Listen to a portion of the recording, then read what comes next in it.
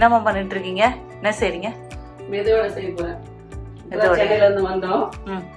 சரி பசங்களுக்கு பசிக்கிறதுனால மெதுவடை செஞ்சு கொடுக்கலாம்னு சொல்லிட்டு ம். ஒரு கப் உளுந்து ஊற வச்சு ம். ஃப்ரிட்ஜில் வச்சுட்டேன். நல்லா கூலிங்கில் இருக்கு. இதை அரைச்சிட்டு வடை போட போறேன். ஓகே. மெதுவடைக்கு ஒரு கப் உளுந்து நல்லா ஊற வச்சுட்டு ஒரு 1 ஹவருக்கு மேலே ஊறிடுச்சு. 2 வெங்காயம், ஒரு 5-6 பச்சை மிளகாய், கொத்தமல்லி கட் பண்ணி வச்சிருக்கோம், கருவேப்பிலை.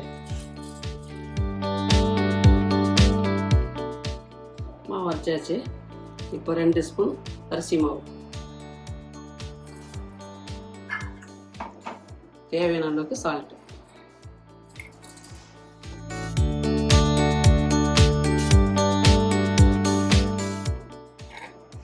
பச்சை மிளகாய், இஞ்சி, கொத்தமல்லி, கருவேப்பிலை எல்லாம் சேர்த்து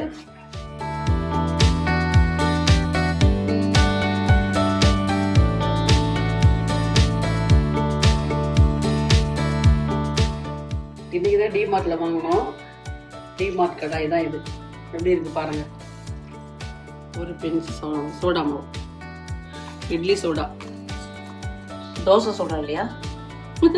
தோசை சோடான்னு சொல்லலாம், இட்லி சோடான்னு சொல்லலாம். நான் இட்லி சோடான்னு தான் சொல்லுவேன். நான் கடையில கேட்டு வாங்கிட்டு வந்து தோசை சோடா. அப்படியா? சரி, அப்படியே இருக்கட்டும். இந்த மாதிரி கலக்கி வச்சுக்கணும். இப்போ நல்லா அப்படியே அடிச்சு இந்த மாதிரி கலக்கணும்.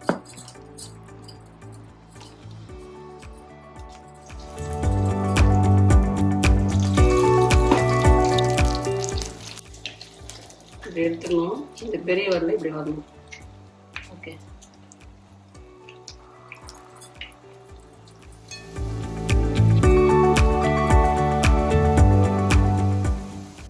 இது புது கடாய் இல்லையா? ம். அதனால கீழே அப்படியே பிடிச்சதுனால கலர் வச்சு இந்த கலர். என்னம்மா அது புதுசா இருக்குது திருப்புறது? புது ஜல்லிகரண்டி. இதுவும் டிமார்ட்ல வாங்கினதான் இன்னைக்கு. ஆஹா. புது கடாய், புது ஜல்லிகரண்டி, புது டாங். அது பேரு டாங். டாங்கா? நான் ஜல்லிகரண்டின்னு தான் சொல்லுவோம். நல்லா இருக்கா? புது விதமா இருக்கு. நல்லா இருக்குல்ல? சூப்பரா. எடுத்துடலாமா?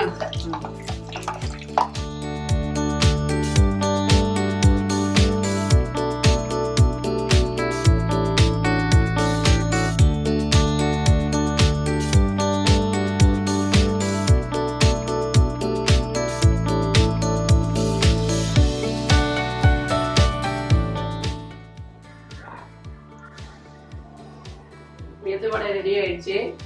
இந்த ரெசிபி உங்களுக்கு பிடிச்சிருந்தா இதே மாதிரி நீங்க ட்ரை பண்ணி சாப்பிட்டு பார்த்துட்டு கமெண்ட்ல சொல்லுங்க. லைக் பண்ணுங்க, ஷேர் பண்ணுங்க, சப்ஸ்கிரைப் பண்ணுங்க. மறக்காம நம்ம சேனல். தேங்க்யூ.